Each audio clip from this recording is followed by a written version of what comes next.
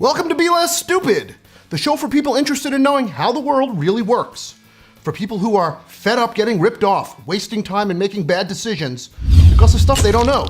Well, this is the show with information and facts that will save you time, money, energy, emotional capital, and yes, even your life. And if there's time, I'll also reveal if a reverse mortgage is right for you. Spoiler alert, it's not. Today's top story, vibrators. Did you know a new type was recently unveiled, meant to be worn as a necklace? It'll match perfectly with those butt plug earrings that you just bought. But first, when you're stuck in rush hour traffic, are you the kind of person who stays in their lane and just creeps along, cursing to yourself the entire time? Or are you constantly switching lanes, on and off the gas, trying to take advantage of every opening, cursing out loud to every driver that you pass? Or do you think it's faster to get to where you're going, taking the surface streets? If you're like me, you've wondered who is getting to their destination the quickest. Well, I stopped wondering and I did something about it. I ran an experiment on the worst 15 miles of commuter traffic in America. It's on the 405 going north in Los Angeles to the 101 east to the 134. And it's through the most heavily trafficked interchange in America, where more than 300,000 cars pass every day. Some of whom are not being driven by showbiz assholes. Those people are just regular assholes and bad fucking drivers. I got 3 cars, limos actually, because the fucking host demanded it. 15 cameras. We ran the experiment 5 times. 1 car stayed in its lane, 1 weaved in and out of traffic, and the 3rd took surface streets. It's an experiment I did for my other series, This versus That, a show that's a little like Mythbusters, except instead of looking at fictional stuff like can a ninja walk on water, it looks at non-fiction stuff that actually affects people's lives. After all, I don't know any ninjas. So, if you want to know the best and fastest way to navigate through highway traffic, check out This versus That. You can find it at adorablepuppies.com. When you get to the homepage, click the button that says See the Shows. Then at checkout, use the promo code SAVE20% NOW. You will save 20% now, and you will get to see 6 one-hour episodes of This versus That. But wait, there's more. You'll also get 13 half hours of Pizza with Writers, my interview series with the writers and creators of TV's best shows, including The Simpsons, Conan, Arrow, The Daily Show, Tosh.0, and 24 other fantastic shows. Plus, you'll also get 10 half-hour episodes of the only late-night, not-safe-for-work comedy series, Get Sex Tonight, starring international adult film sensation, Caden Cross.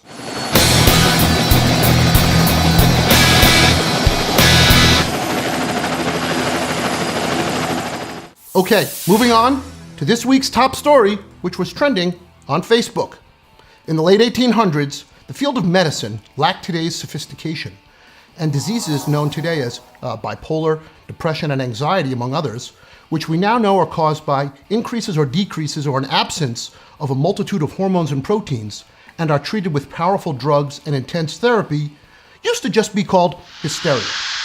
And hysteria, whose symptoms ranged from irritability and bloated stomach, all the way to really irritable and really bloated stomach, affected in nearly all instances just women. Why not men, you ask? Oh, you'll see in just a second. You see, the treatment prescribed to women diagnosed with hysteria was stimulation of the clitoris until orgasm. No, not self-stimulation. Rather, it was stimulation performed by the doctor, by hand, his hand. And when manual stimulation is the cure, you can bet it's also the diagnosis. A lot. Like a lot. You can imagine women walking into the doctor's office and the doctor saying, okay, lift up your skirt. And the woman saying, but doctor, is that how you treat the stab wound in my neck? Now, here's the rub. There was a problem with all that rubbing and stimulating. No, not for the women. Many reported feeling better after they orgasmed. At least the ones whose doctors didn't make that sound like that while they were massaging them. The problem was that with all the rubbing and the massaging they did, doctors' hands got all cramped and swollen and gnarled. They got carpal tunnel syndrome. And seeing an opportunity, one of America's great companies got busy buzzing. That's right. The year was 1902, and that company was Hamilton Beach. The same people that today make kitchen appliances like toasters, popcorn machines, and blenders. Their vibrator became the 5th domestic appliance to be electrified, behind the sewing machine, the fan, the tea kettle, and the toaster. Although in the tea kettle's defense, it could also be the source of an orgasm. But you had to sit on it in just the right position. Also, it helped if the burner was off. Anyway, the device, which cost about $5, was hugely popular and was advertised in dozens of women's magazines, often as, quote, a personal massager. Just like today. I'm talking to you, Brookstone. However, by 1920, early pornographic movie makers were featuring vibrators in their films, and the glow it had acquired as a therapeutic device was replaced by a different sheen, one decidedly more sticky. So Hamilton Beach had to stop making them. Cut to today.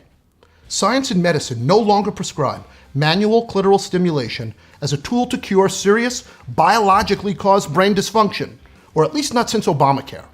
The point is that in the last 100 years, medicine and science have collaborated with the likes of Margaret Sanger, who in 1916 opened the first birth control clinic in the US and was instrumental in the 50s in the creation of the progesterone-based contraceptive known as the pill, which allows women to enjoy sex as much as men without having to suffer the consequence of an unwanted pregnancy. In 1965, the Supreme Court gave married couples the right to use birth control. In 68, the FDA approved the use of IUDs. In 72, the Supreme Court approved the use of birth control for all citizens. And yet, today, in the state of Alabama, it's against the law to sell a sex toy. The same holds true for lots of counties in Texas. In Arizona, a woman cannot own more than 2 sex toys. Any more would indicate a plan to sell them, which in that state it's illegal. Even worse, it's been more than 3 weeks since Kim Kardashian posted a picture of her boobs to Instagram. Even worser, in 2015, one Georgia town passed a law that requires its citizens to get a note from a doctor in order to purchase a sex toy. And just last month, Indiana's governor signed the most restrictive anti-abortion bill in America. And even worser still, I can't remember the last time anyone did this when they saw someone naked. I was going to say that we've come a long way since the days of ignorance, where women with serious disease were masturbated by men in order to feel better. But have we? How far is needing a doctor's permission to have an orgasm from a doctor just handling a woman's vagina himself? If you enjoyed this episode, make sure you check out our other episodes as well. You can find them on our Facebook page, on YouTube, on Vimeo, on Daily Motion and Break. Also, if you have any comments, leave them down below, and I will, of course, answer them.